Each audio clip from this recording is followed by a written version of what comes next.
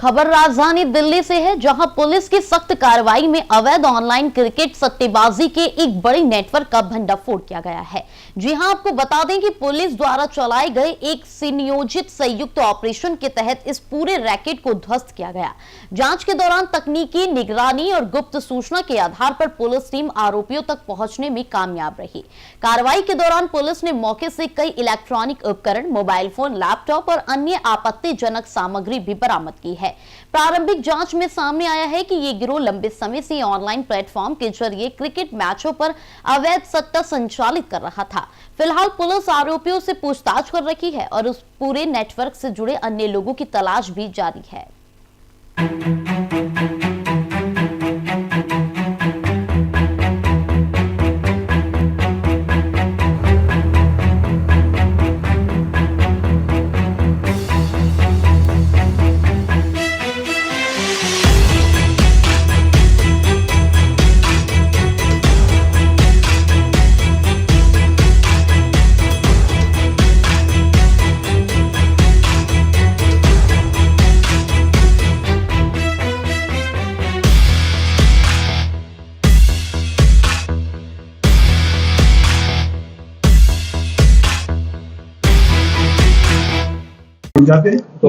हम मौजूद हैं इस वक्त आउटर डिस्ट्रिक्ट के डीसीपी ऑफिस में, जहां पर दिल्ली पुलिस जो कि पश्चिम बिहार ईस्ट में एक बहुत ही बड़ा संदिग्ध मामला सुलझाया गया है।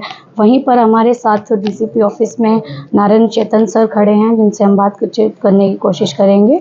आइए आगे जानकारी के लिए हम डीसीपी साहब से बातचीत करेंगे। सर, ये जो पश्चिम बिहार ईस्ट का जो मामला है, ये क्या मामला और कैसे इसकी पूर्ति हुई है?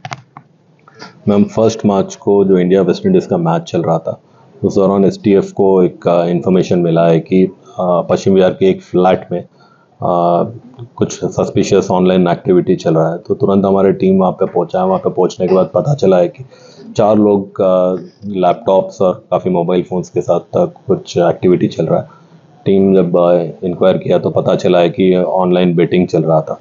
तो तुरंत उनको अरेस्ट करके जो इन्वेस्टिगेट किया था हमें पता चला है कि ये जन्नत ऐप के थ्रू ये लोग अपना कार्रवाई कर रहे हैं। और ये जन्नत ऐप जो है ये दुबई से ऑपरेट हो रहा है।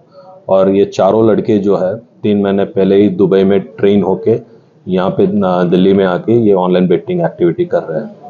सर, जिस तरीके से आजकल की जनरेशन जो है वो जो ऑनलाइन जो भी कार्यक्रम होते हैं उन पे ज़्यादा ध्यान दिया जाता है, जैसे कि ऑनलाइन गेमिंग हो गई है।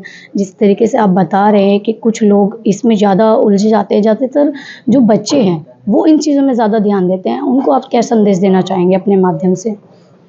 हम ऑनलाइन बेटिंग जो है काफ़ी लोगों को एंटरटेनिंग लगता है, लेकिन अल्टीमेटली इसमें जो भी पैसे लगा रहा है उसका नुकसान ही होता है, कभी उसका फ़ायदा नहीं होता है। शॉर्ट टर्म या लॉन्ग टर्म देखिए तो नुकसान ही होता है। इसमें हम जो इन्वेस्टिगेशन किए हमें पता चला है कि 99% जो भी पैसे लगाते हैं उन लोगों का नुकसान ही होता है। और जो कंपनी है जो उनको बहुत हद से भी ज़्यादा फ़ायदा होता है। और 1% अगर कोई जीत भी गया तो उसका ज़्यादा फ़ायदा नहीं, एक मार्जिनल बेनिफिट मिलता है, जिसके दौरान वो फिर से इन्वेस्ट करता है और फिर से कभी ना कभी उसका नुकसान ही होता है।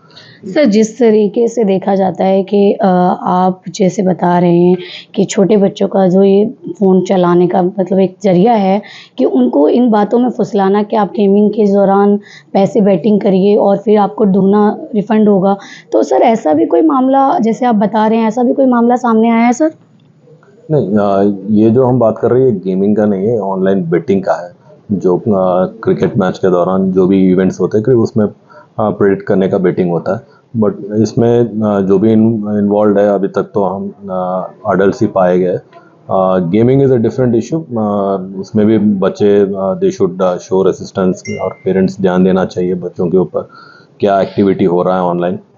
उसमें भी हमारे साइबर केस काफ़ी देख चुके हैं हमने कि बच्चे अननोन व्यक्ति से फ्रेंडशिप करते हैं और पैसे भी लगाते हैं और के पैसे, इसमें भी नुकसान ही होता है। कभी आज तक ऐसा कोई इंसिडेंट ही नहीं है जहाँ पे देखा है कि किसी का फ़ायदा हुआ है।